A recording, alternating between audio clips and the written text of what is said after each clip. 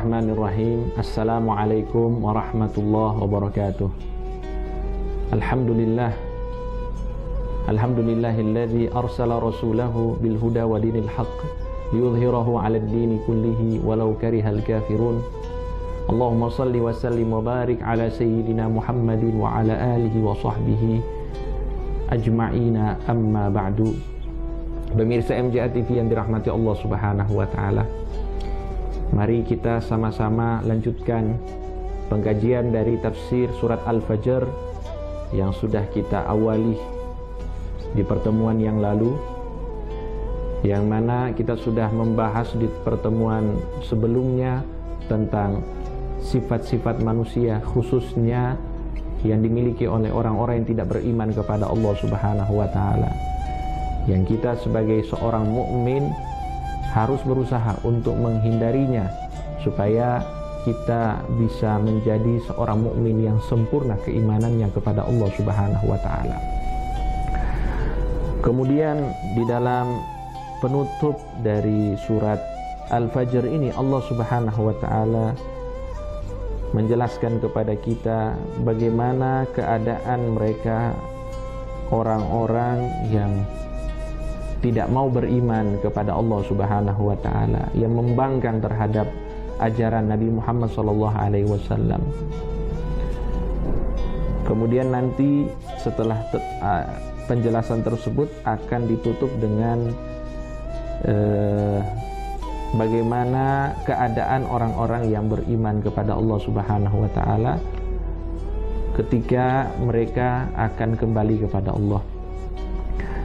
Allah Subhanahu wa taala berfirman, A'udzu billahi minasyaitonir rajim, kalla idza dukkatil ardu dakkan dakka. Sekali-kali tidak. Ini menolak dari sifat-sifat buruk orang-orang kafir, sebagaimana yang sudah kita sebutkan bahwa mereka tidak mau bersyukur, mereka selalu menggerutu, mereka tidak memuliakan anak yatim, tidak memberikan makanan untuk orang-orang miskin, dan mereka sangat rakus terhadap harta benda mereka, tidak mau membagi harta warisan, dan tidak mau berinfak sedikit pun dari harta benda mereka karena kecintaan mereka terhadap harta yang mereka miliki. Maka di sini Allah katakan kalla, sekali-kali tidak. Allah tolak bahwa sifat-sifat tersebut adalah termasuk sifat-sifat yang buruk. Allah tolak. Kalla idza dukkatil ardu dakkan dakka, apabila bumi digoncangkan oleh Allah dengan goncangan yang sangat dahsyat, maka semua yang ada di bumi ini akan rata. Gunung itu akan hancur, bangunan-bangunan juga akan hancur, maka akan menjadi rata. Dan terjadilah hari kiamat. Wa jaa rabbuka wal malaku saffan saffa. Dan datang di sini disebutkan Tuhanmu, tapi para ulama menjelaskan yang dimaksud dengan datang Tuhanmu ialah datang perintah Tuhanmu, perintah Allah Subhanahu wa taala datang, keputusan Allah Subhanahu wa taala datang. Wal malaku saffan saffa, dan para malaikat itu akan berdiri bersof-sof di setiap lapisan-lapisan langit, sebagaimana yang disebutkan di dalam riwayat. Berdiri dengan rapi, baris berbaris. Waji'a yauma idzin bi jahannam. Kemudian mereka, orang-orang yang tidak mau beriman, itu akan dibawa pada hari tersebut, pada hari kiamat, ke neraka jahanam. Disebutkan bahwa mereka akan digiring, mereka akan digiring ke api neraka, yang mana api neraka ini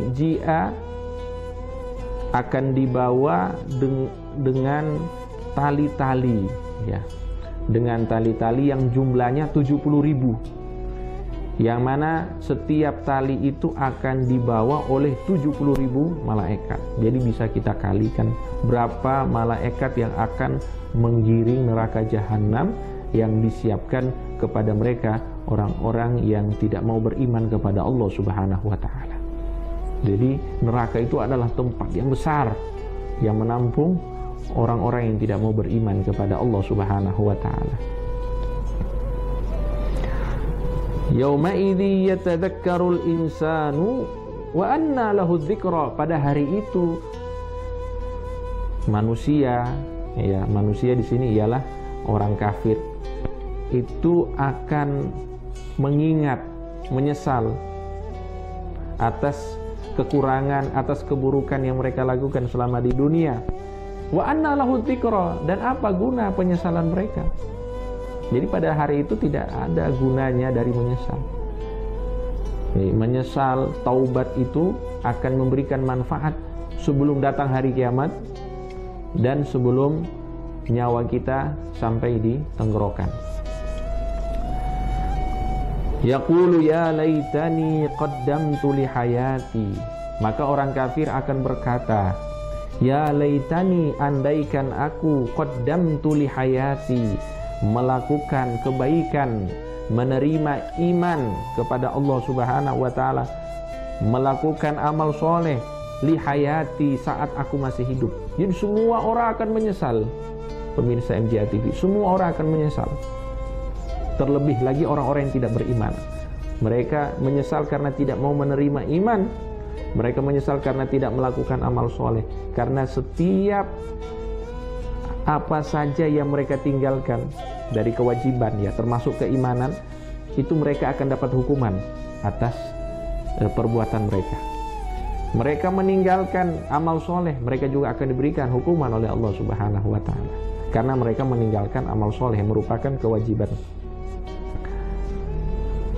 Fayauma idzil la yu'adzibu 'adzabahu ahad. Pada hari itu tidak ada yang bisa mengadab sebagaimana azabnya Allah. Artinya azab Allah sangat-sangatlah pedih.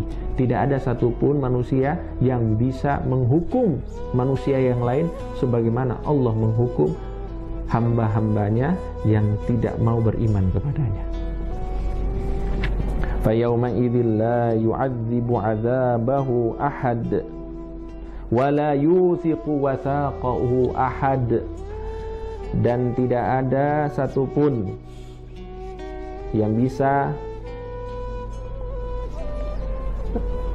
memberikan azab, memberikan azab, yaitu dengan cara mengikat, ya, orang-orang kafir, sebagaimana Allah Subhanahu wa taala yang akan lakukan hal tersebut nanti kepada mereka, orang-orang yang tidak mau beriman kepada Allah Subhanahu wa taala. Artinya di sini penekanan bahwa azab Allah sangat-sangatlah pedih. Ya, jangan kita bandingkan dengan hukuman dan azab yang diberikan oleh sesama manusia. Dan di sini disebutkan oleh para ahlu tafsir, maka pada saat neraka jahanam itu, tu'radu li jahannam, diperlihatkan kepadaku, kata Nabi Muhammad SAW, jahannam, fataqulu, maka neraka jahanam akan berkata, mali walaka ya Muhammad, aku tidak punya urusan denganmu wahai Nabi Muhammad. Innallaha qad harrama lahmaka alayya, sungguh dagingmu, tubuhmu ini telah haram bagiku. Allah telah mengharamkanku untuk melahap tubuhmu. Fala yabqa ahadun illa qala nafsi nafsi illa Muhammad. Dan semua orang itu akan memikirkan dirinya sendiri. Anak akan memikirkan dirinya sendiri, ibu, bapak, saudara, istri, semuanya memikirkan dirinya masing-masing. Nafsi, nafsi, semuanya. Bagaimana saya bisa selamat? Bagaimana saya bisa selamat? Illa Muhammad sallallahu alaihi wasallam.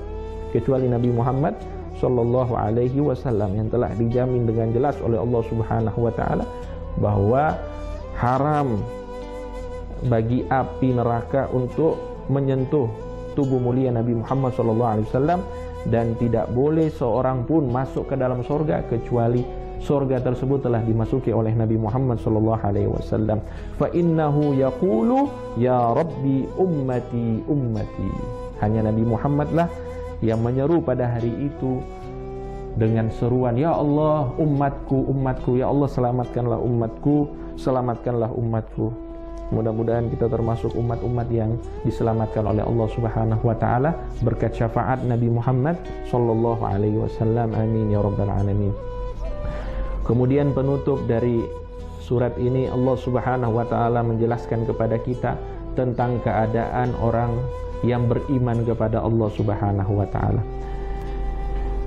Ya ayyatuhan nafsul mutmainnah, wahai jiwa yang mutmainnah, yang tenang. Yang mutmainnah di sini diberikan penjelasan oleh para ulama bahwa mutmainnah ialah yang ridho dengan ketentuan Allah Subhanahu wa taala.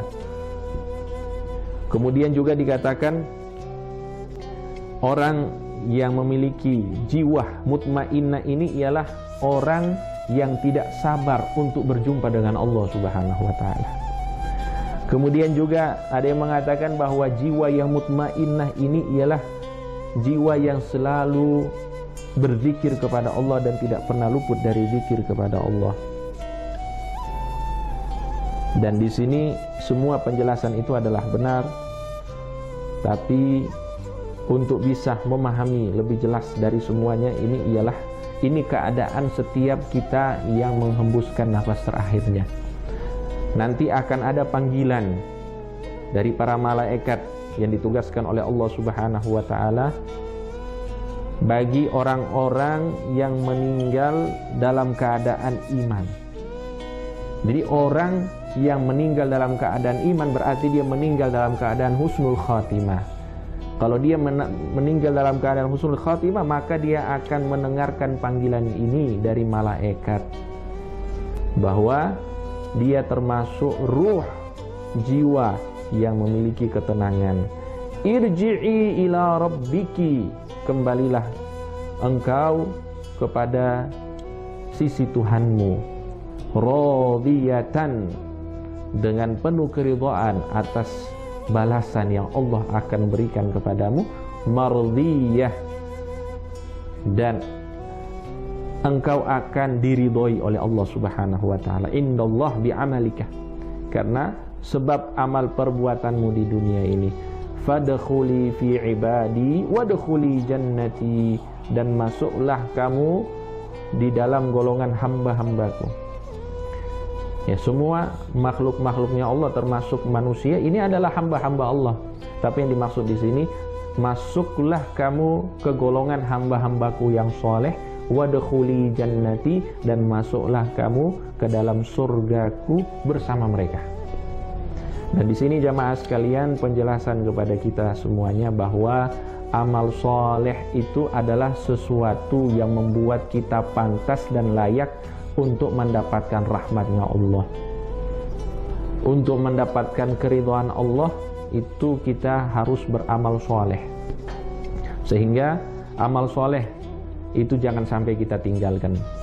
Berbuat baik di dunia, membiasakan diri dengan kebaikan, itu adalah cara kita untuk bisa meninggal dalam keadaan yang baik.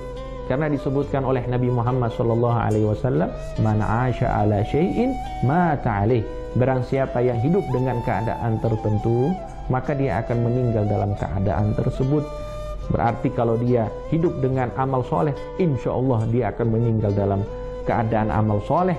Dan kalau dia meninggal dalam keadaan amal soleh, dalam keadaan iman, berarti dia meninggal dalam keadaan husnul khatimah. Kalau dia meninggal dalam keadaan husnul khatimah, berarti jiwanya itu termasuk jiwa yang mutmainnah, yang tenang, jiwa yang akan dipanggil oleh Allah Subhanahu wa taala, yang akan digolongkan oleh Allah ke golongan hamba-hamba Allah yang soleh dan masuk ke dalam surganya Allah Subhanahu wa taala. Mudah-mudahan kita semuanya diberikan taufik hidayah oleh Allah Subhanahu wa taala untuk bisa beramal soleh dengan ikhlas, dengan istiqamah, hingga kita menghadap Allah Subhanahu wa ta'ala dan mendapatkan syafaatnya Nabi Muhammad, mendapatkan ridhonya Allah Subhanahu wa ta'ala. Amin amin ya rabbal alamin.